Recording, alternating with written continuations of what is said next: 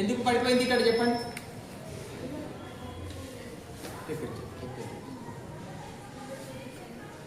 Now it is not falling. పడిపోతలేదు. ఇక్కడ రెండు బలాలు రెండు ఫోర్సెస్ పనిచేస్తాయి. What forces are they? Two forces are acting on this pen. Number one, weight of the pen is acting downwards, and this paper is applying a force. ఇది కూడా ఈ paper కూడా ఒక ఫోర్స్ అప్లై చేస్తుంది. What is its name? The parent normal force is acting by the paper.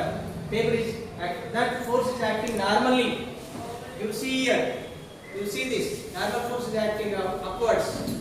ఇక్కడ weight of pen is acting downwards అని చెప్పినాం. ఇది కూడా చూడాలి. Weight of pen is acting downwards అని చెప్పినాం. ఇది కింది వైపు. And normal force is acting ఏం చెప్పాలి ఇక్కడ? Normal force is acting upwards అని చెప్పాలి. Both are equal. Both are equal. Force రెండు ఈక్వల్ గా ఉన్నప్పుడు అట్లా ఆగుతుంది.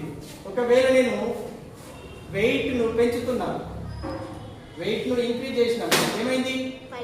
కిందికి పడిపోయింది. సో వెయిట్ అనేది ఎక్కువైనప్పుడు, if weight is more than normal force, ఇది సెకండ్ కేస్. చూడండి, డస్టర్ నుంచి నా వెయిట్ అనేది ఎక్కువగా ఉంది నార్మల్ ఫోర్స్ కన్నా, దెన్ వాట్ ఈస్ హ్యాపెనింగ్? అది కిందికి ఫాల్ అవుతుంది. ఓకే, క్లియరా? నార్మల్ ఫోర్స్ అంటే ఏంటి?